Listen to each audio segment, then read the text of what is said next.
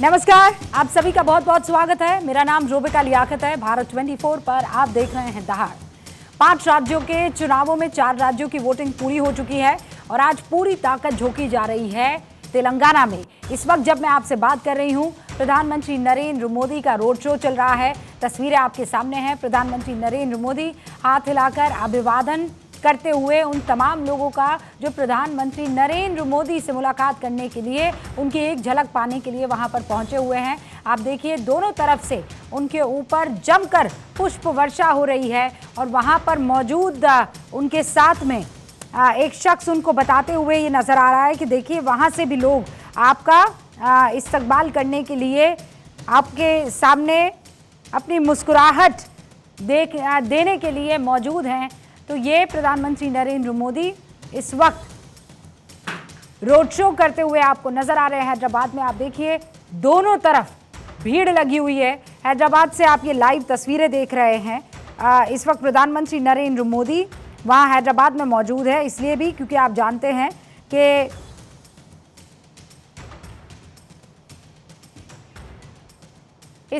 इस 5 राज्यों के चुनाव की झड़ी में एक राज्य तेलंगाना भी है और इसे कहा जा रहा है कि लिटमस टेस्ट है 2024 से पहले का।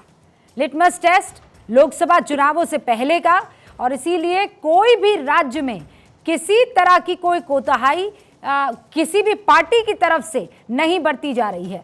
5 राज्यों के चुनाव में 4 राज्यों में वोटिंग पूरी हो चुकी है और अब बचा है तेलंगाना। 30 नवंबर को तेलंगाना में चुनाव होना है और यहां पर त्रिकोणीय मुकाबला है। बीजेपी में, कांग्रेस में और टीआरएस जो अब बन चुकी है भारत राष्ट्र समिति, इन तीनों ही पार्टियों की तरफ से अपने अपने जीत के दावे किए जा रहे हैं। कल तेलंगाना में चुनावी प्रचार थम जाएगा। उससे पहले तीनों पार्टियां जीत के दावे कर रही है और ये दावे 7वें आसमान पर है। लोगों के लिए जोर शोर से दावे किए जा रहे हैं, वादे किए जा रहे हैं। और इस बीच तेलंगाना में चुनाव प्रचार के दौरान यूपी के सीएम योगी आदित्यनाथ ने मुस्लिम आरक्षण पर एक बड़ी बात कह दी है। सीएम योगी कह रहे हैं कि तेलंगाना में बीजेपी की सरकार अगर बन जाती है तो मुस्लिम आरक्षण खत्म कर दिया जाएगा। उन्होंने कहा कि मुस्लिम आरक्षण के कारण SC, ST, OBC का हक मारा जा रहा है। इससे पहले गृह मंत्री अमित शाह भी मुस्लिम आरक्षण रद्द करने की बात कर चुके हैं। बीजेपी के इस बयान का AIMIM चीफ असदुद्दीन ओवैसी ने जमकर विरोध किया है और बीजेपी को मुस्लिम विरोधी बताया है। सीएम योगी ने क्या कहा और उस पर ओवैसी ने क्या रिएक्शन दिया, पहले मैं आपको वो सुना देना चाहती हूं।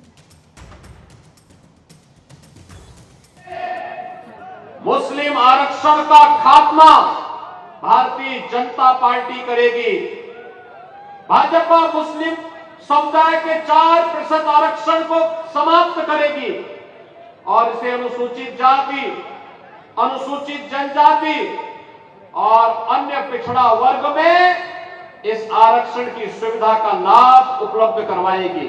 भाई, आपका नेशनलिज्म अगर बहुत बड़ा मुद्दा है बीजेपी का, अगर तेलंगाना में वो समाज ताकतवर हो रहा है तालीम के जरिए, रोजगार के जरिए, तो देश को ही फायदा हो रहा है ना। क्यों नफरत करती है बीजेपी के मुसलमान डॉक्टर बने, इंजीनियर बने, MBA बने, PhD करे, नर्स बने, टीचर बने, तहसीलदार बने, RDO बने? खुश होना चाहिए ना उनको। भाई, जो कमजोर है वो ताकतवर हो रहे हैं। इससे आपको इतनी तकलीफ क्यों हो रही है? बीजेपी को समझ नहीं आ रहा हमको। अब एक तरफ बीजेपी मुस्लिम आरक्षण खत्म करने की बात कर रही है, दूसरी तरफ सत्ताधारी पार्टी BRS मुस्लिम वोटर्स को साधने की पूरी जुगत में लगी हुई है। तेलंगाना में मुस्लिम मतदाता 2014 के पहले AIMIM और कांग्रेस को वोट किया करते थे, इन दोनों पार्टियों को। लेकिन 2014 के बाद KCR के साथ वो मिल गए या चले गए उनके साथ। KCR ने मुस्लिम आरक्षण और मौलानाओं को वेतन देने जैसी कई सारी योजनाएं चला रखी है। लेकिन इस बार कांग्रेस मुस्लिम वोटों में सेंध लगाने की पुरजोर कोशिश कर रही है। कांग्रेस ने अल्पसंख्यक कल्याण कोष के 4000 करोड़ रुपए अतिरिक्त जो है उस कोष में देने के वादा किया है और मुसलमानों के लिए खास योजनाएं शुरू करने, उनको नौकरियों में खास प्राथमिकता देने का वादा किया है। मुस्लिम संगठन भी इस बार BRS और कांग्रेस को लेकर बटे हुए दिखाई दे रहे हैं। मुस्लिम वोटों के सहारे राजनीति करने वाली AIMIM इस बार भी 9 सीटों पर चुनाव लड़ रही है और बाकी जगह BRS का वो बाहर से समर्थन कर रही है। फ्रेंडली फाइट हो रही है। मुख्यमंत्री केसीआर ने वादा किया है कि सरकार बनने पर वो हैदराबाद के पास मुस्लिम युवाओं के लिए IT पार्क जो है वो बनवाएंगे। केसीआर के इस ऐलान के पीछे रणनीति क्या है, आप वो भी समझ लीजिए। दरअसल तेलंगाना में मुस्लिम वोटर्स कितने आप जानते हैं? 12%, उससे थोड़े ज्यादा। तेलंगाना की 119 सीटों में से 48 सीटों पर मुस्लिम डिसीजन मेकर है। तेलंगाना के सभी जिलों में मुसलमान मजबूत पोजीशन में है। हैदराबाद की 24 में से 10 सीटों पर मुस्लिम निर्णायक भूमिका में है। इसीलिए कांग्रेस आरोप लगा रही है कि केसीआर और ओवैसी बीजेपी की बी टीम है। तो ओवैसी कांग्रेस के मुस्लिम प्रेम पर सवाल उठाते हुए दिख रहे हैं। आज दहाड़ में यह सवाल पूछना जरूरी है कि क्या तेलंगाना में तीनों पार्टियां मुस्लिम वोटों के लिए होड़ में लगी हुई है? क्या मुस्लिम आरक्षण से SC, ST और OBC के हक प्रभावित हो रहे हैं? क्या धर्म के आधार पर आरक्षण तुष्टीकरण का नया हथियार बन गया है? इन सारे सवालों का जवाब और उस पर बहस करने के लिए जो खास मेहमान हमारे साथ जुड़ चुके हैं उनसे आपका तारुफ करवा देना चाहती हूं। प्रेम शुक्ला जी हमारे साथ जुड़ चुके हैं, भारतीय जनता पार्टी के राष्ट्रीय प्रवक्ता। इस वक्त आपको स्क्रीन पर दानिश कुरैशी भी नजर आ रहे हैं जो कि प्रवक्ता हैं AIMIM के। अवनिजेश अवस्थी जी आपको दिखाई दे रहे हैं जो कि राजनीतिक विश्लेषक है।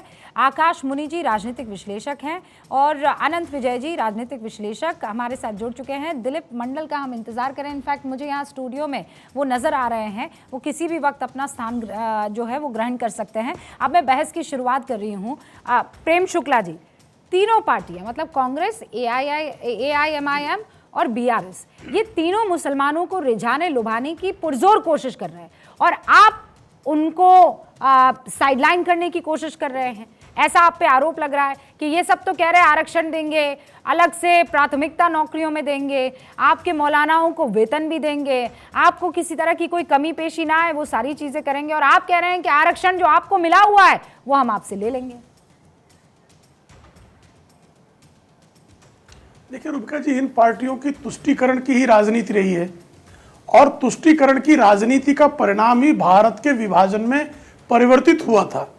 आपने जो 1919 में लखनऊ पैक्ट किया, उसके बाद जिस तरह से जो है मुस्लिमों के लिए अलग से जो है कॉलेजियम्स खड़े हुए वोटर्स के, उसी का परिणाम कालांतर में इस देश में धार्मिक आधार पर विभाजन का हुआ। पूरे विश्व में जो विभाजन हुए, नस्ल के आधार पर हुए, भाषा के आधार पर हुए, भूगोल के आधार पर हुए, धर्म के आधार पर एकमेव विभाजन जो है वो भारत और पाकिस्तान का विभाजन हुआ। और जब संविधान सभा में मुस्लिमों को आरक्षण देने का विषय लाया गया, तब जो है हमारे संविधान निर्माताओं ने इस बात का इस आधार पर विरोध किया कि धर्म के आधार पर आरक्षण नहीं दिया जा सकता। उस समय जो अनुसूचित जाति को जो आरक्षण दिया गया, उसके पीछे जो ऐतिहासिक कारण थे कि अनुसूचित जातियों के साथ अन्याय हुआ था, अनुसूचित जनजातियों के साथ अन्याय हुआ था, मुसलमानों के साथ का अन्याय। और तेलंगाना में कैसे अन्याय हो सकता है? वहां तो हैदराबाद में निजामी शासक थे, सबसे लंबे काल सबसे अमीर शासक थे, वहां रजाकारों ने उत्पीड़न हिंदुओं का किया था, ये इतिहास है। तो ऐसे में जो है वहां का मुसलमान जो है, सारे मुसलमान कैसे पिछड़े हो सकते हैं? मुसलमानों में कुछ जातियां हैं जो पिछड़ी हैं, उनको OBC आरक्षण में लाभ मिलता ही मिलता है, पूरे देश में मिलता है। तो मुसलमानों को धर्म के आधार पर अतिरिक्त आरक्षण देना, ये तो संविधान निर्माताओं की जो मूल भावना थी संविधान की, उसके विरोध में है। दानिश कुरैशी जी, बात कर रहे हैं, प्रेम शुक्ला जी कह रहे हैं सबका विकास, सबका विश्वास, सबका प्रयास की बात करते हैं। हम संविधान में कही गई बात को आगे रख रहे हैं। धर्म के नाम पर आरक्षण नहीं हो सकता है, और आप वहां पर अगर तेलंगाना में ऐसा आरक्षण दे रहे हैं तो आप गलत कर रहे हैं। दानिश जी देखिए रूबिका जी, मैं तो शुक्ला साहब से एक ही बात पूछना चाहता हूं कि आर्टिकल 341 में स्पेसिफिकली मुसलमानों को और ईसाइयों को उस वक्त की कांग्रेस की सरकार ने क्यों एक्सक्लूड कर दिया, और वर्तमान कहलाती क्या कहते हैं देश की हितैषी मोदी सरकार ने अब तक उसे बहाल क्यों नहीं किया? अगर आप उस पर बहाली कर देते तो ये हालात ही नहीं बनते। लेकिन ये जो भारतीय जनता पार्टी और कांग्रेस जो है वो एक सिक्के के दो पहलू हैं। मामू के लिए तो सब वहां तेलंगाना में तो आप देख रहे हैं कि हम तो साफ तौर पे खुले मन से काम कर रहे हैं किसके साथ में और किसके विरोध में। लेकिन बीजेपी और कांग्रेस तो एक ही थाली के चट्टे बट्टे हैं जो आपको समूचे तेलंगाना में नजर आ रहे हैं। पूरे देश में उनकी राजनीति एक ही है। मुझे बताइए कि क्या बदलाव है उस पॉलिसी में। आप संविधान की बात करते हैं तो 341 में जो नोटिफिकेशन इश्यू कर वो पाबंदी लगा रखी है, मुझे बताइए कि क्या वो संविधान का हनन नहीं है? क्या शुक्ला जी उस पे क्या कहेंगे? पूछिए उनसे, जवाब नहीं होगा उनके पास। दिलीप मंडल जी कुछ कहना चाह रहे हैं और उसके बाद मेरे बाकी मेहमान। प्रेम जी मैं आपका रुख करूंगी। दिलीप जी। कुरैशी जी ये बताइए कि मुसलमानों का आरक्षण चाहिए क्यों? ऑलरेडी शेड्यूल ट्राइब का आरक्षण मिल रहा है, ओबीसी का आरक्षण मिल रहा है, ईडब्ल्यूएस का आरक्षण मिल रहा है, तो मुसलमानों को कौन सा आरक्षण चाहिए जिसके लिए आप बात कर रहे हैं? और अगर आप बात करेंगे शेड्यूल कास्ट में आप आना चाहते हैं, मान लीजिए कुरैशी जी कि आप ऐसी जाति के हैं जिसके साथ आपके साथ छुआछूत का व्यवहार होता है, आपको मंदिर में घुसने में वो मारते पीटते हैं, आपको घोड़ी से उतार देते हैं, मूंछ आपकी काट देते हैं, मान लेते हैं कि मुसलमानों में ये सब जातिवाद गंदे तरीके से चल रहा है। तो अगर ये चल रहा है तो इसके लिए क्या आपका कोई क्लेम था आज़ादी के आंदोलन के दौरान? बाबा साहब ने तो आंदोलन किया, उन्होंने पूना पैक्ट किया, आप लोग का कौन सा आदमी था जो आंदोलन कर रहा था? आपको क्यों चाहिए? और आपको गरीबी दूर करनी है, एक मिनट भाई साहब, एक मिनट, अगर गरीबी दूर करनी है तो मनरेगा में जाइए, आप जनधन खाता खुलवाइए, 5 किलो अनाज लीजिए, मतलब गरीबी उन्मूलन के 50 तरीके हैं। क्या कोई रिप्रेजेंटेशन क्वेश्चन है आपके पास?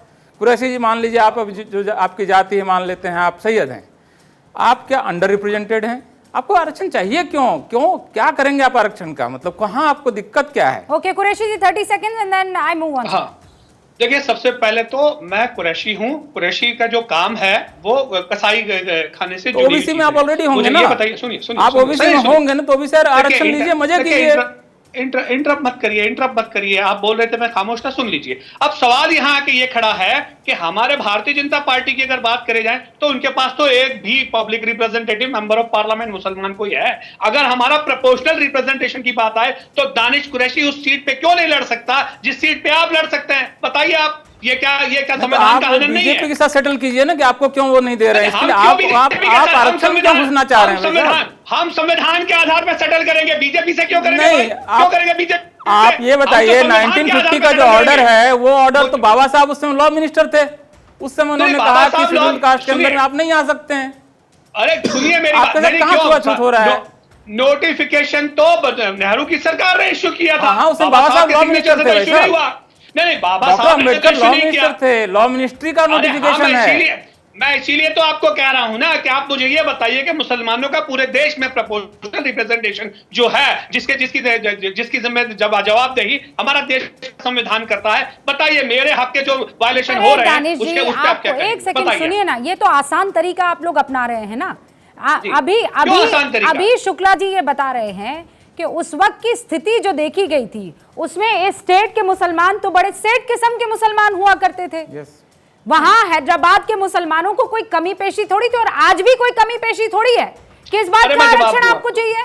आरक्षण मिलता है उनको जिनकी जो संपूर्ण रूप से या एक अच्छे तरीके से बाकी सारे लोगों के बीच में नहीं जा पाते हैं।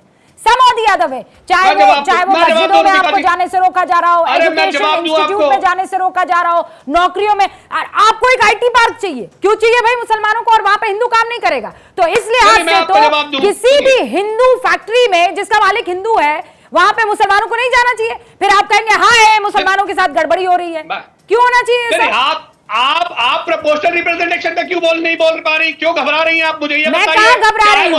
मैं तो सीधे सवाल पूछ रही हूं आपसे। मेंबर ऑफ पार्लियामेंट से लेकर पंचायत तक बताइए आप। चलिए बताइए आप अरे तो आपकी गलती है ना, प्रोपोर्शनल रिजर्वेशन कहां है? आप मुझे ये बताइए कि मुसलमानों का पॉलिटिकल, सोशल और इकोनॉमिकल डिस्क्रिमिनेशन जो हो रहा है, क्या ये संविधान का अपमान नहीं है? बताइए तो आप। संविधान का अपमान है कि नहीं है? Anant Vijay ji, now the debate is open.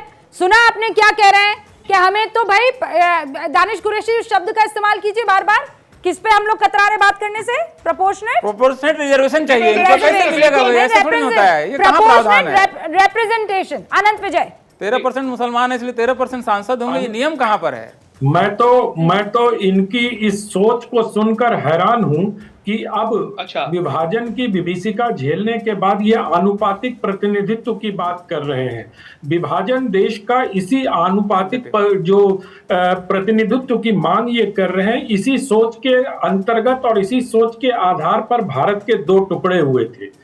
अब भी अगर AIM के प्रवक्ता उसी सोच की बात कर रहे हैं तो मुझे हैरानी हो रही है कि इस देश में इतना झेलने के बाद, और मैं ये नहीं कह रहा हूं कि सिर्फ हिंदुओं ने झेला, मुसलमानों ने भी उतना ही झेला, और ये बिल्कुल संविधान सम्मत बात योगी आदित्यनाथ ने कही है। और इनको अगर आरक्षण की मांग करनी थी, मुझे प्रसन्नता इस बात पे होती कि अगर ये कहते कि मुसलमानों का जीवन स्तर अच्छा किया जाए, उनकी शिक्षा बेहतर की जाए, उनके लिए नौकरी और रोजगार के अवसर किए जाए। क्या आवश्यक है कि मुसलमान MLA MP और पंचायत में बनेंगे तभी उनका उत्थान होगा? ये मुझे बड़ी अजीब सी सोच लगती है और ये संविधान के खिलाफ की बात कर रहे हैं। क्यों? क्योंकि संविधान का अनुच्छेद 14 से लेकर 18 तक पूरा जो राइट टू इक्वालिटी है, अगर उसके हर अनुच्छेद को देखें 14 से लेकर, तो कहीं मुस्लिम आरक्षण की बात नहीं है। और दूसरी महत्वपूर्ण बात मुझे जो लगता है कि अगर आप आरक्षण की मांग करते हैं तो कहीं ना कहीं OBC समुदाय और SC ST समुदाय की जो हिस्सेदारी या उनका जो सामाजिक उत्पीड़न हुआ, उन्होंने जो झेला, या उनके सामाजिक स्तर को ऊंचा उठाने की जो संवैधानिक प्रक्रिया है, उसको बाधित करने का प्रयास आप कर रहे हैं। क्योंकि ये बहुत स्पष्ट रूप से लिखा हुआ है हमारे संविधान में और इसकी पूरी व्याख्या की गई है। और दिलीप जी ठीक कह रहे थे कि बाबा साहब अम्बेडकर का जो सपना है या जो उन्होंने व्यवस्था दी है, उस व्यवस्था के खिलाफ जाने का प्रयास भारत के वो मुसलमान क्यों कर रहे हैं जो पढ़े लिखे माने जाते हैं? अरे आप अच्छी पढ़ाई की मांग करो, अच्छे अवसर की मांग करो, आरक्षण से क्या मिलेगा आपको? ओके आनंद जी, मैं एक शब्द का इस्तेमाल कर रही हूँ यहाँ पर। आकाश मुनि भी हमारे साथ बने हुए हैं, अवनीजेश अवस्थी जी भी हमारे साथ है। आकाश मुनि, तुष्टीकरण मतलब किसी तरह उस वोट बैंक को रिझा दो और उस वोट बैंक को ये सोचने का वक्त ही मत दो कि ये हमारे लिए अच्छा कर रहे हैं या ये हमारे लिए सुसाइड बॉम्बर्स की तरह काम कर रहे हैं। देखिए, मैं 2-3 पॉइंट रखना चाहूंगा। ये जो पर्टिकुलर डिबेट है, ये हिंदू और मुस्लिम का है नहीं, ये रिजर्वेशन का डिबेट है नहीं। ये डिबेट है कि न कि कैसे एक चुनावी रणनीति अपनाई जा रही है भारतीय जनता पार्टी के द्वारा, ताकि ना कि वो रिझाया जाए हिंदुओं को और बोला जाए कि ना कि देखो ये जो बिल है वो हिंदुओं का अगेंस्ट में है, मुसलमानों को ये रिजर्वेशन दे रहे हैं। एक्चुअली ये है नहीं। ये पर्टिकुलर बिल है। मैं थोड़ा सा फैक्ट रख लूं, आप मुझे मौका देंगे तो। No but listen to me sir. Akash Muni wait, मैंने यहाँ हिंदुओं की कोई बात नहीं की है। मैंने आपकी बात नहीं की। ना मेरे शो में आप हिंदू मुसलमान मत कीजिए। यहाँ पर हिंदुओं की कोई बात नहीं हो रही है। यहाँ पर मैं इस वक्त मुसलमानों की बात कर रही हूँ। Don't try to make it Hindu Musalman, don't try to cleverly make it Hindu Musalman. मैं बहुत सोच समझकर यहाँ पर हिंदुओं की बात ही नहीं हो रही है। मैं अपने मुसलमान भाइयों की बात कर रही हूँ, उनके खिलाफ हो रहे तुष्टीकरण की बात कर रही हूँ। यू बेटर नो, बिल्कुल नहीं। मैं हिंदुओं की बात ही नहीं कर रही हूँ। क्यों कर रहे हैं? हिंदू मुसलमान, हिंदुओं की बात नहीं है, मुसलमानों की बात कीजिए। नो स्पेस यहाँ। आप मुसलमानों की बात कीजिए, उनको आरक्षण मिलना चाहिए कि नहीं मिलना चाहिए, इस पर बात कीजिए। देखिए, आप अगर मुझे अगर यहाँ प्रेम शुक्ला बैठकर ये कहते हैं कि सारे हिंदुओं को आरक्षण दिया जाएगा, मैं ये दावा करता हूँ, तो सबसे पहले मैं उनसे ये सवाल करती कि आप कौन होते हैं धर्म के आधार पर आरक्षण देने वाले? आप भारतीय जनता पार्टी की बात समझ नहीं पा रही हैं तो मुझे समझाने दीजिए। आप फिर अपना वक्तव्य रख लीजिए। ना बस मैं एक बात क्लियर करती हूँ, ये debate is not about Hindu versus Muslim, this is about Muslim आरक्षण। सीधा उस पर आइए क्लियरली। मतलब अगर तुष्टीकरण बात हो रही है तो हम सिर्फ मुसलमान तुष्टीकरण की बात करें, हिंदू तुष्टीकरण की बात नहीं कर सकते आपकी डिबेट पे। ऐसा है क्या? ऐसा नहीं है तो मैं आगे बढ़ लूं। अभी तेलंगाना में रिजर्वेशन की जब मैं बात कर रही हूँ तो आपको दिक्कत क्या हो रही है? उस पर बात करने से प्रॉब्लम हो रही है? आप मुझे बोलने ही नहीं दे रहे हैं आपका, क्योंकि आप मेरे डिबेट को गलत ले जा रहे हैं।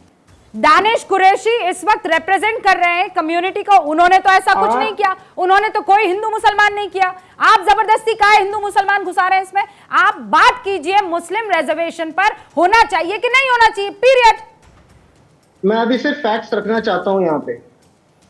जो हमारे होम मिनिस्टर साहब गए थे कर्नाटका पहले और अभी तेलंगाना गए थे, वहां पे उन्होंने बोला कि ये particular Muslim reservation which is given ये अनकॉन्स्टिट्यूशनल है, मतलब नहीं कि असंवैधानिक है। हमारे ऑनरेबल सुप्रीम कोर्ट ने ये कहा जस्टिस बीवी नागरत्ना के द्वारा कि अगर ये मैटर सब जुडिस है तो इस मैटर के जब सब जुडिस होते हुए एक कॉन्स्टिट्यूशनल पद में रहने वाला इंसान ऐसी कमेंट्स नहीं करना चाहिए। मैं कोट अनकोट बता रहा हूं कि ना कि when the matter is sub judice before the supreme court then statements should not be made by anybody as such। ठीक है, पहला सुप्रीम कोर्ट ने सुनवाई करेंगे तो उससे बात नहीं होगी क्या? ऐसे नहीं होता है, नहीं होने चाहिए। दूसरा मैं बात करना चाहता हूँ जो honourable high court Andhra Pradesh का कहा उन्होंने 2004 में, ऑनरेबल हाई कोर्ट इस पर्टिकुलर मामले में क्या कहता है? ये कहता है कि court Muslims as a group are entitled to affirmative action, social reservation within the constitutional dispensation। It means अरे हाई कोर्ट गलती नहीं कर सकता है क्या? सुप्रीम कोर्ट में अपील क्यों आई है? सुप्रीम कोर्ट में अपील क्यों आई है अगर हाई कोर्ट के फैसले में कोई दोष नहीं है तो? ये बहुत ही मतलब नहीं कि बहुत ही ये क्यों होता है मुझे पता नहीं। आप मुझे देवता नहीं बैठते हैं ना, गलती होती है। ये प्लीज हैकल मत करिए, हैकल मत करिए।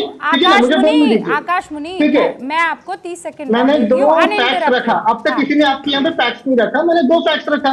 नहीं तीसरा फैक्ट रख रहे। दिलीप मंडल यहाँ पर गाना गा रहे थे, फैक्ट ही तो रख रहे थे। दानिश कुरैशी जी कोई गाना गा रहे थे, वो भी फैक्ट ही रख रहे थे, सब फैक्ट ही रख रहे थे। हाँ बोलिए। मैंने देखिए there is difference between rhetoric and facts. वक्तव्य और फैक्ट में अंतर होता है, तथ्य और वक्तव्य में। ठीक है। तीसरा बात मैं बताना चाहूंगा कि ना कि आप ये बोलेंगे कि ना कि ये तो हाईकोर्ट का कमेंट है, ये भारतीय जनता पार्टी का तो है नहीं। मैं आपको बताना चाहता हूँ कि honourable minister of state ministry of minority affair then in 2015 Mukhtar Abbas Naqvi ने पार्लियामेंट में क्या कहा? पार्लियामेंट में उन्होंने लिखित दिया, क्या दिया? उन्होंने कहा सर पहले हाई कोर्ट और सुप्रीम कोर्ट का उत्तर दे दीजिए तब पार्लियामेंट पे आइएगा। प्लीज एक मिनट आकाश मुनि जी एक सेकंड इंटरप्ट कर रहा हूं, sorry to interrupt you. 4.5% for minorities as defined under section 2C for Muslim, Christian, Sikh, Buddhist, Zoroastrians, Parsis from within 27% reservation OBC, मतलब 27% OBC रिजर्वेशन से 4% निकाल के इन माइनॉरिटीज को दिया गया सेंट्रली। ये मैं नहीं कह रहा हूं, ये सारे कोर्ट। कहां सेंट्रली दिया गया? आप गलत कोट कर रहे हैं क्या? वो कह रहे पार्लियामेंट में कहा गया है। अच्छा ठीक है आकाश जी, आपने जो बात कही अब इस पर रिएक्शन ले लूं। आपने कहा ये एक तो आपने हाई कोर्ट का जिक्र किया, ऑब्जर्वेशन का, वो कोई आदेश नहीं था, ऑब्जर्वेशन था। ठीक है कोई बात नहीं, फिर भी मैं मान रही हूं आकाश जी। दूसरी बात आप सुप्रीम कोर्ट का जिक्र करें, फिर आपने मुख्तार अब्बास नकवी का जिक्र किया। अब मुझे इन सब पे जवाब ले लेने दीजिए ना। अवनीजेश अवस्थी जी पहले जवाब दीजिए और उसके बाद शुक्ला जी इस पर आपकी प्रतिक्रिया चाहूंगी मैं। हाँ अवनीजेश जी। रुबिका जी आज तो बहुत अच्छा लग रहा है। आकाशदीप मुनि जो हैं वो कोर्ट की बात कर रहे हैं, बहुत सिलेक्टिवली करते हैं ये कोर्ट की बात। कहो तो आकाशदीप मुनि जी आपको कई कोर्ट की ऐसी टिप्पणियां सुना दूं कि शायद आप फिर बैठने लायक न रहे यहाँ पर, पहली बात। दूसरी बात रुबिका जी, आज मुस्लिम आरक्षण धर्म के आधार पर आरक्षण की बातचीत संविधान सभा में विस्तार से इस पर चर्चा हुई। आज जो लोग संविधान को बचाने की दुहाई देकर के आगे और रेंग रहे होते हैं उनसे मैं पूछना चाहता हूं कि बाबा साहब अंबेडकर, डॉक्टर राजेंद्र प्रसाद सिन्हा साहब के होते हुए इस पर जब बहस हो चुकी है तो उसके बावजूद आप कहते हैं कि नहीं। और अगर आप कहते हैं कि संविधान जब बन रहा था तब मुस्लिमों की यह स्थिति नहीं थी, अब है, तो पहले यह बताओ कि आजादी के बाद इतने सालों में उसके लिए जिम्मेदार कौन है? अगर मुस्लिमों की स्थिति उसके पहले ये नहीं थी और अब ऐसी हुई है तो उसके लिए जिम्मेदार कौन है? ये जो आज उछल करके मुसलमानों को यहां से लेकर के राजस्थान तक और केरल तक जो मुसलमानों के वोट की दुकान चला रहे हैं, जवाब देंगे, लेकिन उससे पहले रुबिका जी। हाँ अवनीजेश जी एक सेकंड, मेरे साथ रुबिका जी 6 मेहमान यहाँ पर मौजूद है। मैं चाहती हूँ एक बार प्रेम शुक्ला जी, आकाश मुनि और दानिश कुरैशी ने कुछ सवाल उनसे पूछे, उसका जवाब दे दे, फिर मैं आपका रुख करूंगी। प्रेम शुक्ला जी, सुना आपने? जी। प्रपोर्शनेट रिप्रेजेंटेशन दानिश कुरैशी कह रहे हैं क्यों नहीं हो सकता? देखिए, प्रोपोर्शनल रिजर्वेशन तो इस देश में जो है सैकड़ों जो हैं जातियां हैं, पंथ हैं, और अभी तो जो है जो 2011 का जनगणना हुई उसमें 4 लाख से अधिक जातियां हैं। तो 4 लाख से अधिक जातियों को प्रोपोर्शनेट शेयर और रिजर्वेशन आप कैसे देंगी? 4 लाख जातियां हैं इस देश में। सही बात है। ओबीसी और जो है को 542 सीटें हैं, ओबीसी को फिर 5% चाहिए, कहां से दोगे? कैसे दे देंगे मुझे बताइए ना। दानिश भाई कैसे दे देंगे? मैं जवाब कह रहा दीजिए ना। हूँ 4 लाख जातियों को कैसे दे देंगे? कैसे प्रोपोर्शन बनाएंगे? बता दीजिए मुझे। हाँ, बताइए। तो कोई इसमें नहीं। दूसरी बात, कॉन्स्टिट्यूएंट असेंबली में 26 मई 1949 को ताजिमुल हसन जो मुस्लिम मेंबर थे, उन्होंने भी ये बात कहा कि धर्म के आधार पर आरक्षण नहीं होना चाहिए। धर्म के आधार पर आरक्षण, अनंत विजय जी ने भी ये बात कही, मैंने भी इस बात का स्मरण कराया कि इस देश का विभाजन इसी तरह से जो है आप प्रोपोर्शनेट रिप्रेजेंटेशन का नाम लेकर मेरे पास भारत का आपने जिस तरह है। से धर्म के आधार पर तब आरक्षण किया, उसका ही परिणाम है। ये मेरे पास भारत का संविधान है सर, रूबिका जी, और ये भारत के संविधान के जी। सर रुक जाइए, सुन लीजिए आप। इसमें देखिए क्या लिखा हुआ है। राज्य किसी नागरिक के विरुद्ध केवल धर्म, मूल वंश, जाति, लिंग, जन्म स्थान अथवा इनमें से किसी के आधार पर कोई विभेद नहीं करेगा। दानिश कुरैशी जी, ये मेरे देश का संविधान कह रहा है। समता का मौलिक सिद्धांत है। अच्छा, तो फिर मुझे ये बताइए कि जवाहरलाल नेहरू की सरकार को नोटिफिकेशन क्यों लगाना पड़ा? आधार तो ये कह ही रहा है, बिल्कुल हम यही तो कह रहे हैं कि यही आधार होना चाहिए, तो फिर आपको नोटिफिकेशन क्यों लगाना पड़ा? तो पावर स्टेट को ही देंगे ना भाई। देखिए, इंटरप्ट मत करिए। आप आर्टिकल 341 गलत आप उसको जो है इंटरप्रेट कर रहे हैं। नहीं, सिर्फ मैं आपको एक सेकंड बता रहा हूँ, आप आर्टिकल 341 मिस रिप्रेजेंट कर रहे हैं, मिस रिप्रेजेंट कर रहे हैं आप आर्टिकल 341। रूबिका जी, मेरी आपसे अपील है कि आप आर्टिकल 341 को सिखा दीजिए, आप इनको आर्टिकल 341 सुना दीजिए। हाँ, नहीं, उसका नोटिफिकेशन कहाँ है बताइए आप? क्यों रिस्ट्रिक्ट कर दिया गया था उसके आधार पर? वो इसलिए रिस्ट्रिक्ट किया गया था कुरैशी साहब, कुरैशी साहब सुनिए, गौर से सुनिए, आप पहले जवाब सुनिए। जवाब मिल रहा है। दानिश कुरैशी है, आपका नहीं है ना? पूछा दानिश कुरैशी से, आपका नाम दानिश कुरैशी नहीं है। अरे दानिश भाई सुनिए, आपका सवाल ना, आपके सवाल का पॉइंटेड जवाब देखिए। बिल्कुल परफेक्ट तरीके से मैं आपको फैक्ट के साथ बता रहा हूं कि 1950 का जो प्रेसिडेंशियल ऑर्डर था वो लॉ मिनिस्ट्री ने जारी किया था। उस समय लॉ मिनिस्टर बाबा साहब थे। फैक्ट देखिए ना, इसमें बताइए क्या गलत मैं बोल रहा हूं। और उसमें यह कहा गया था कि जो उसकी व्याख्या है कुल मिलाकर कि मुस्लिम और ईसाई जो हैं वो शेड्यूल्ड कास्ट में नहीं आ सकते हैं। कुरैशी जी, आप कसाई जाति से हैं और आपको ओबीसी आरक्षण ऑलरेडी मिल रहा है, ठीक है। उसमें वो उन 2 समुदायों को इसलिए 2 धर्मों को शामिल न करने के पीछे संविधान सभा की पूरी बहस पढ़ लीजिए। स्पष्ट रूप से जो पूना पैक्ट है वहां से शेड्यूल्ड कास्ट का आरक्षण आता है, और वो डिबेट हुई है हिंदुओं के बीच में और वहां के शेड्यूल्ड कास्ट के बीच में।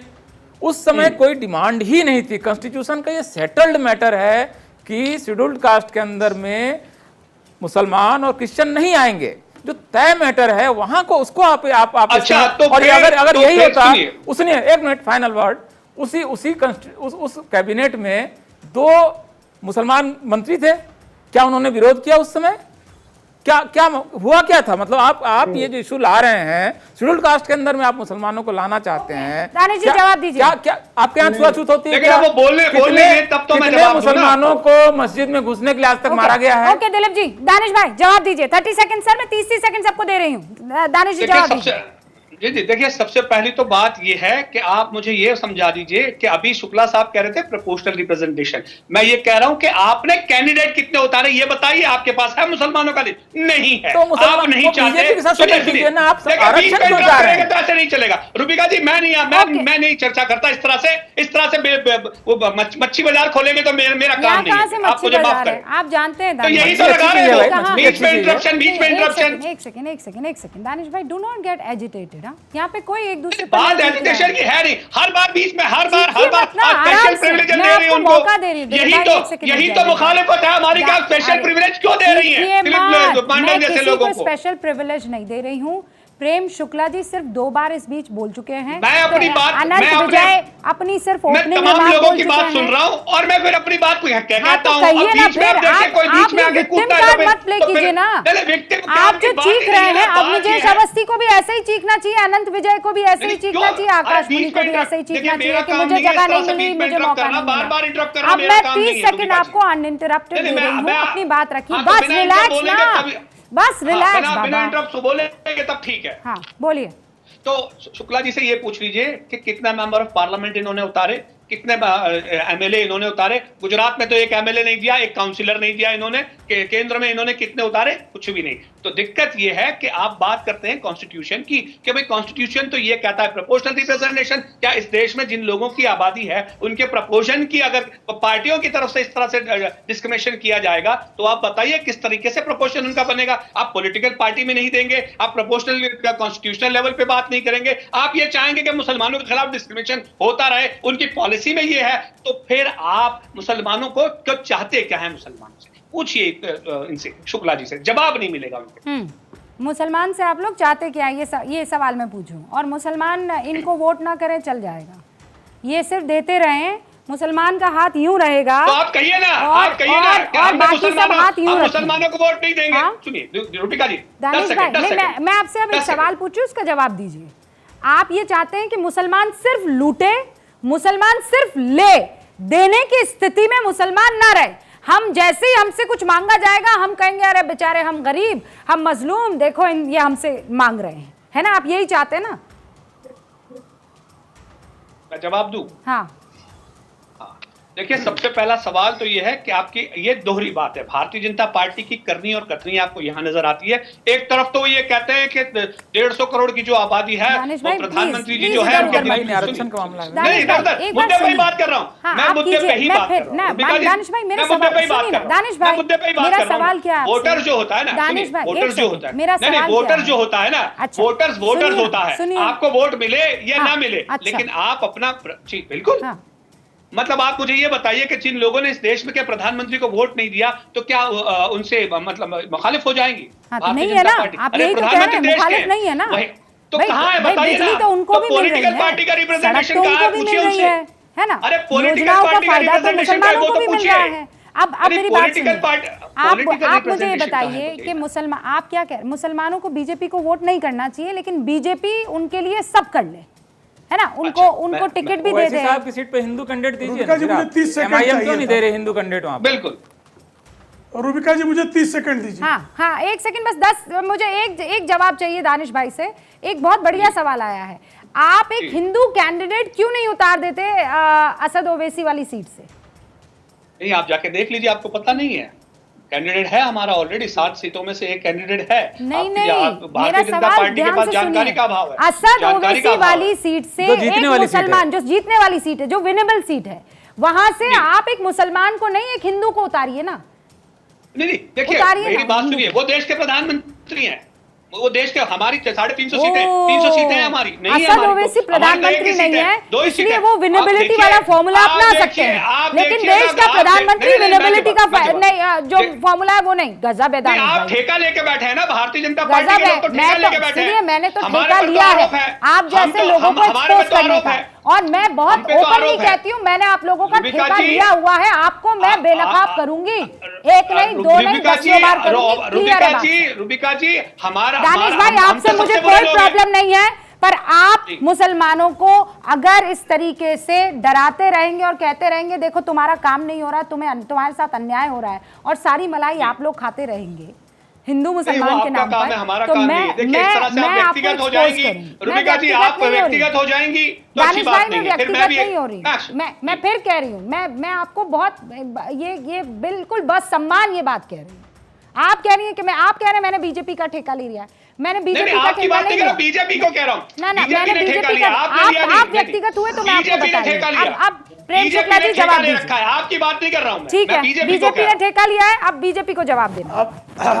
अब दानिश भाई शांति से जरा सुनिएगा। देखिए, भारतीय जनता पार्टी में तो आरिफ बेग जी से लेकर गुलाम हसन तक तमाम जो है मुस्लिम रिप्रेजेंटेटिव रहे। भारतीय जनता पार्टी ने एपीजे अब्दुल कलाम को सर्वोच्च समाधि पर राष्ट्रपति पद तक पहुंचाया। यंगेस्ट कैबिनेट मिनिस्टर आज तक की हिस्ट्री में शाहनवाज हुसैन वो मुस्लिम हुए। मुख्तार अब्बास नकवी हमारे यहाँ मंत्री हुए। ऐसे तमाम मंत्री हुए। विविध राज्यों में आज भी मंत्री हैं जो मुस्लिम समुदाय से आते हैं। लेकिन एआईएमआईएम स्थापना से लेकर आज तक एक जनप्रतिनिधि हिंदू बताए जो आपने दिया हो, एक जनप्रतिनिधि बताइए। मैंने कम से कम आरिफ बेग, पहला जो अटल बिहारी वाजपेयी जी की जो पहली सरकार बनी उसका विदेश मंत्री सिकंदर बख्त थे, वो भी मुस्लिम समुदाय से आते थे। तो भारतीय जनता पार्टी ने तो सतत राष्ट्रपति पद पर, विदेश मंत्री पद पर, नागरिक उड्डयन मंत्री पद पर, सबसे यंगेस्ट कैबिनेट मिनिस्टर सब मुस्लिम समुदाय के लोगों को दिया। और आज भी जो है जो सबसे ज्यादा पिछड़ी जाति के जो है कश्मीर के हैं, ऐसे गुलाम हसन जो है हमारे राज्यसभा के सम्माननीय सदस्य हैं। लेकिन आप एक रिप्रेजेंटेटिव का नाम एआईएमआईएम की स्थापना से लेकर आज तक जो गैर मुस्लिम हो, हिंदू हो, उसका नाम बताइए। 30 सेकंड और उसके बाद में 30 सेकंड सबको दे रही हूँ। आपके पास जानकारी का अभाव है। हमारे पास 3 रिप्रेजेंटेटिव गुजरात के अंदर में भी है, अलग अलग जगहों पे आपको मिल जाएगा, महाराष्ट्र में भी मिल जाएगा। दिक्कत आपकी क्या है कि आप जो है सच चीजों से कबूल करने के लिए तैयार हैं। मैं आपको बताऊं, आपको मिल जाएगा। नाम बताइए ना। नहीं, मैं बताता हूँ, बिल्कुल नाम क्या, मैं भी आपको दिखा देता हूँ। नहीं, वो दानिश कुरैशी कह सही रहे हैं। उन्होंने टिकट दिए हैं हिंदुओं को और उसमें जीते भी हैं जो जीत कर भी आए। रुबेका जी जीते भी हैं, जीते हुए भी हैं, वो जीत कर भी आए हैं। लेकिन मजेदार बात यह है कि आपकी पार्टी का नाम प्रेम शुक्ला जी क्या है? भारतीय जनता पार्टी है ना, मतलब भारतीय जनता पार्टी। लेकिन दानिश भाई की पार्टी का नाम जो है वो यूनिटी ऑफ मुस्लिम्स। सिर्फ ये जो नाम है उसका अगर मैं लब्बो लबाब आपके सामने रख दूं तो वो है यूनिटी ऑफ मुस्लिम। सांप्रदायिक है ना। हम मजलिस करेंगे, ये स्वयं सिद्ध सांप्रदायिक मुसलमानों की एकता के लिए। AIMIM। ओके, ये फोटो बता रहे हैं जो हिंदू इनके रिप्रेजेंटेटिव जीत कर आए है ना दानिश भाई? जी देख लीजिए। हाँ, कौन से एमएलए हुए, कौन एमपी हुए, किसको राज्यसभा में? आप रुबिका जी को मैं मैसेज कर दूंगा, आप ले लीजिएगा। आप शुक्ला जी, राज्यसभा लोकसभा नहीं है ना, राज्यसभा एमएलए बताइए। विधानसभा नहीं, काउंसिलर है ना। एमएलए बताइए। काउंसिलर तो बीजेपी में भी होंगे ढेर सारे, 200-400 तो वो भी निकाल देंगे। तो हमारी जितनी कैपेसिटी हम उतनी बात करेंगे ना। हम तो जिस दिन आ जाएंगे 200 की संख्या भेजता हूं। हम तो किसी से परहेज नहीं करेंगे, हम किसी से नफरत नहीं करेंगे। शुक्ला जी आप देख लीजिएगा, हम कभी नहीं नफरत करेंगे, चाहे जो भी हो। ठीक है दानिश भाई, नफरत नहीं करेंगे। दानिश भाई अब एक सेकंड रुक जाइए। अब मैं चाहती हूँ कि एक एक करके 30 सेकंड मेरे तमाम व्यूअर्स जो हैं बाकी सारे प्रवक्ताओं को सुन ले और बाकी सारे जो वक्ता हैं उनको सुन ले, फिर मैं इस डिबेट को आगे ले जाऊंगा। ठीक है, ओके। देखिए, जो मुसलमानों का आरक्षण है वो संविधान के तहत नहीं हो सकता है, बिल्कुल असंवैधानिक है, बिल्कुल देश विरोधी ये गतिविधि होगी अगर कोई सरकार दे रही है तो, और ये कतई नहीं होना चाहिए। संविधान सभा का सेटल्ड विषय है, ये तय हो चुका है कि नहीं मिल सकता है। अगर इस डिबेट को कोई खोल रहा है तो वो जो विभाजन की त्रासदी को फिर से दोहराना चाहता है, इसको बिल्कुल मत कीजिए प्लीज़। मुसलमानों को ऑलरेडी कई तरह के आरक्षण मिल रहे हैं, उनको कोई समस्या नहीं है आरक्षण मिलने से, लेकिन वो अगर शेड्यूल कास्ट के आरक्षण में घुसना चाहेंगे तो मेरे ख्याल से ये बिल्कुल गलत प्रोपोजिशन होगा, ये नहीं करना चाहिए। वो ऑलरेडी ओबीसी में है, एसटी में है, ईडब्ल्यूएस में है, वो वहां ले, वो तरक्की करें। मैं इसको तुष्टीकरण कह सकती हूँ, नहीं कह सकती हूँ, ब्लैक एंड व्हाइट नहीं, बिल्कुल तुष्टीकरण है ये। अगर मुसलमानों को आरक्षण देने की बात कर रहा है तो बिल्कुल तुष्टीकरण है और बिल्कुल ये नहीं करना चाहिए, क्योंकि ये राष्ट्र को तोड़ने वाली गतिविधि है। जब आप धर्म के आधार पर देंगे तो कल को ये होगा कि शेड्यूल कास्ट बोलेगा कि हमको 16.5% हमको प्रोपोर्शनल रिजर्वेशन क्यों नहीं मिल रहा है बाकी जगहों पर, वो भी कहेगा 52% हमारे मंत्री क्यों नहीं 52%। दानिश भाई आपको जवाब मिल गया ना, 10 सेकंड अब इसका आप इसे रेस्पॉन्ड कर दीजिए। ये संविधान विरोधी बात आप कर रहे हैं। अगर प्रोपोर्शनेट रिप्रेजेंटेशन होगा दानिश भाई तो फिर तो प्रेम शुक्ला जी के साथ साथ बाकी सारी जातियां जो है वो आएंगी और कहेंगी कि हम ज्यादा तादाद में हैं, हमारे लोग कहाँ हैं। देखिए, सबसे पहली बात, अगर हम रिजर्वेशन की अगर बात कर रहे हैं तो रिजर्वेशन का कुछ न कुछ आधार है। मुझे ये बताइए कि जिस सरकार ने नोटिफिकेशन इश्यू किया वो मैटर तो अल्टीमेटली चला गया सुप्रीम कोर्ट में और आज तक पेंडिंग है। आने दीजिएगा, आपके सामने दूध का दूध और पानी का पानी हो जाएगा। क्यों नहीं चला पा रहे उसको? चलाइए ना आप। हम तो ये कह रहे हैं आप फैसला ला दीजिए उसमें कि नहीं मिलेगा मुसलमानों को, तो काम खत्म हो जाएगा। तो आपको वो भी नहीं करना है। प्रधानमंत्री जी जो है वो ये कहते हैं कि भाई पसमाना मुसलमानों का मैं हितैषी हूं। अरे हितैषी है तो आपको जो वो है नोटिफिकेशन उसको हटा दीजिए, आपको समझ में आ जाएगा। लेकिन आप वो नहीं चाहते, इसलिए मैं कह रहा हूं बीजेपी और कांग्रेस जो है वो एक सिक्के के दो पहलू हैं, दोनों मिलकर देश को बेवकूफ बना रहे हैं। प्रेम शुक्ला जी का दूसरा पहलू है आप। देखिए, मैं 2-3 चीजें बताना चाहूंगा। पहला चीज की ना कि जब central government same minority quota देता है, रिजर्वेशन देता है, वो सही है, बट जब स्टेट गवर्नमेंट देता है वो गलत है। ऐसा कैसे हो सकता है? पहला चीज। दूसरा चीज की ना कि ये सही बोल रहे हैं, मेरे पहले जो वक्ता बोल रहे थे कि मुस्लिम्स SC ST कोटा उनको नहीं मिल सकती, बट OBC बैकवर्ड क्लासेस का कोटा मिल सकता है। ST मिलता और वही चीज उनको दिया गया यहीं पे कि ना कि उनको बैकवर्ड क्लासेस में 4% का कोटा दिया गया। और इस पे ये वक्तव्य देना कि ना कि असंवैधानिक है, ये गलत है, क्योंकि ऑनरेबल सुप्रीम कोर्ट ने कहा है कि ना कि जब तक ये सब जुडिस है ये मैटर, तब तक हम नहीं दे सकते। लास्ट लाइन में ये बोलूंगा कि ना कि जो भी बैकवर्ड, चाहे हिंदू हो, चाहे मुसलमान, बुद्धिस्ट, पारसी, जैन, जो भी बैकवर्ड, उन सबको रिजर्वेशन मिलना चाहिए। जो बैकवर्ड नहीं है उनको रिजर्वेशन नहीं मिलना चाहिए। यहाँ पे सिर्फ मैं बैकवर्ड क्लासेस की बात कर रहा हूँ, SC ST की बात नहीं कर रहा। तो ये मेरा वक्तव्य है। ओके, लेकिन आकाश जी आपकी बात, ये जो आखिरी लाइन आपने कही ना, ये एकदम बिल्कुल खरी बात है कि जो बैकवर्ड है उनको आरक्षण दीजिए, लेकिन जो अग्रण है, जिनके पास इकोनॉमिक बढ़िया कंडीशन है, आप जब एक अम्ब्रेला सर के ऊपर ले आते हैं ना, तो आप कंप्लीट कह रहे हैं ना, उसमें फिर वो अच्छा हो कि नहीं हो, पढ़ा लिखा हो कि नहीं हो, सबको आरक्षण मिल जाता है। ये सुविधा क्यों मिलनी चाहिए आनंद विजय जी, ये बड़ा सवाल है। मैं तो हैरान हूं। मैं तो मतलब कैलाश मुनि जी और आकाश मुनि जी और दानिश कुरैशी साहब जिस प्रकार के तर्क दे रहे हैं, अभी मुख्तार अब्बास नकवी साहब को कोट किया उन्होंने। मुख्तार अब्बास नकवी साहब ने 2017 में संसद में क्या कहा था, इनको मैं याद दिला दूं। उन्होंने कहा था कि अगर कॉन्स्टिट्यूशनल फ्रेमवर्क के बाहर मुसलमानों को आरक्षण देने की घोषणा या बात भी की जाती है तो वो लॉलीपॉप होगा। लॉलीपॉप शब्द उपयोग किया था मुख्तार अब्बास नकवी ने। अगर इनको याद हो और नहीं हो तो गूगल कर लेंगे, पता चल जाएगा। दूसरी बात, जो अभी AIMIM के प्रवक्ता दानिश कुरैशी भाई कह रहे हैं कि बीजेपी मुसलमानों को क्यों नहीं देती। अरे बीजेपी किसको देगी वो बीजेपी को तय करने दीजिए ना। कैंडिडेट्स तो विनेबिलिटी के आधार पर तय होते हैं कि किसको कितने सीट मिलेंगे। अब कल को, जैसे अभी कोई साथी वक्ता कह रहे थे कि कल को कोई 52%, 53% वाले खड़े हो जाएंगे, तो मुझे लगता है कि जो आरक्षण की बात आप लोग कर रहे हैं वो अपने संविधान के फ्रेमवर्क में करिए। और संविधान का, जैसा मैंने पहले कहा, आप लोग लगातार 341 की बात कर रहे हैं। 341 रूबिका जी के सामने संविधान रखा है, खोल के देख लीजिए, कहीं भी माइनॉरिटी के रिजर्वेशन की बात है क्या उसमें? नहीं है। 14 से 18 तक राइट टू इक्वालिटी अनुच्छेद है, आर्टिकल है, उसको पढ़ लीजिए, कहीं भी नहीं है। तो सिर्फ मैं, दानिश भाई, सिर्फ अपने समाज को सही सलाह दीजिए, सही जानकारी दीजिए, उनको बेहतर शिक्षा और बेहतर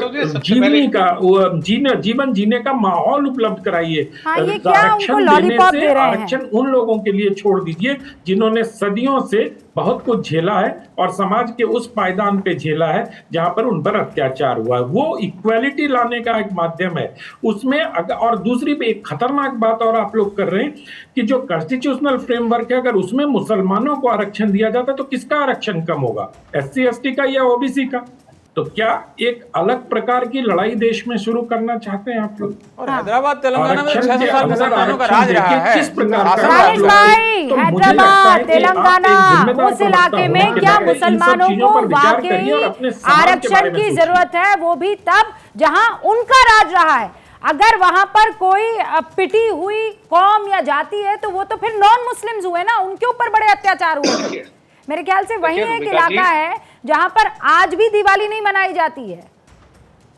रूबिका जी देखिए, जो वरिष्ठ पत्रकार बैठे हैं ना, वो शायद जब बात करते हैं तो बातों को घुमा के करते हैं। देश के अंदर में जितना भी एलीट क्लास था वो जा चुका यहाँ से, और जो लोग यहाँ पर थे, जिन लोगों के पास उस वक्त डिसीजन लेने के पावर भी नहीं थे, जब 2 नेशन की बात चल रही थी, उस दौर की बात है। सवाल यह है कि मैं ये कह रहा हूं कि अगर पीड़ित किसी भी कम्युनिटी का है और उसके लिए अगर कोई प्रोविजन या प्रावधान है, तो उसका इस्तेमाल पे पाबंदी लगाने के लिए जो अमित शाह जी कहते हैं, योगी जी कहते हैं, ये कितना मुनासिब है? अगर गैर कानूनी है, सुनिए, 10 सेकंड, ये कितना मुनासिब है? अगर गैर कानूनी है तो अदालत तो अपना फैसला सुना ही देगी। हाँ, आप क्यों उतावले बचे हुए? ओके, अवनीश जी।